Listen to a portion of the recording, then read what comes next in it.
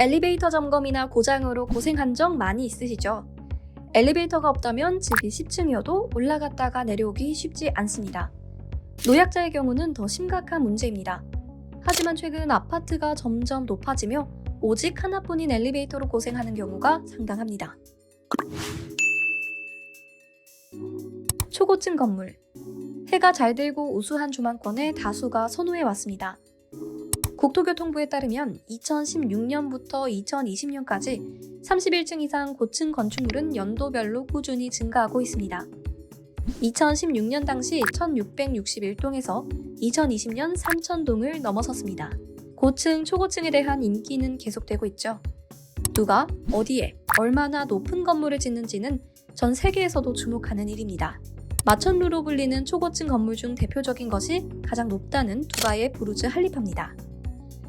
이외에도 타이베이 101, 말레이시아 페트로나스 타워, 우리나라의 엘타워 등 초고층 건축물들은 주요 관광지가 되고 있는데요.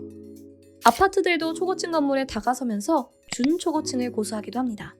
건축법 시행령 제2조에 따르면 우리나라의 초고층은 층수가 50층 이상이거나 높이가 200m 이상인 건축물입니다.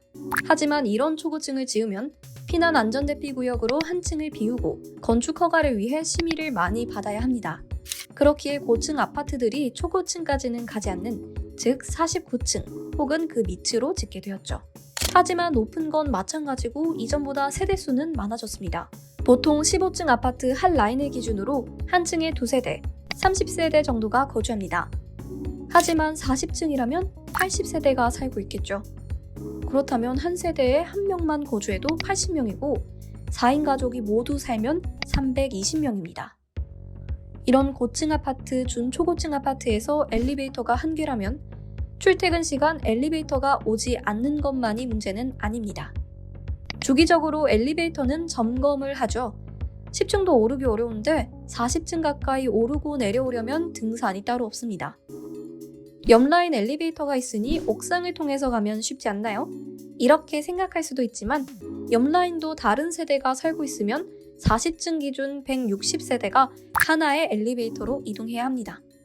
물론 저층 세대는 빼놓더라도 너무 많은 세대가 하나의 엘리베이터를 사용하게 되겠죠. 이러한 30층 이상 고층 아파트의 엘리베이터 부족 문제는 이전부터 제기되었습니다. 이에 2016년부터 서울시는 건축 심의 과정 때 30층 이상이면 승강기 2대 설치를 권장한다고 밝히며 거의 의무화를 시켰는데요. 하지만 다른 지역의 경우 2018년 청와대 청원에 세종 주상복합 아파트의 승강기 증설을 위한 글이 올라오기도 했고 2019년에는 안양 평촌 아파트 입주 예정자들이 승강기 대수 문제로 집단적으로 반발하기도 했죠. 그러나 결국 실질적으로 엘리베이터 증설은 어려웠습니다. 늘어나는 고층과 준초고층 아파트의 도시는 화려해지고 있지만 부족한 고층 빌딩 소방차와 화재 대책에 더불어 부족한 엘리베이터로 입주민들의 시름이 커지고 있습니다.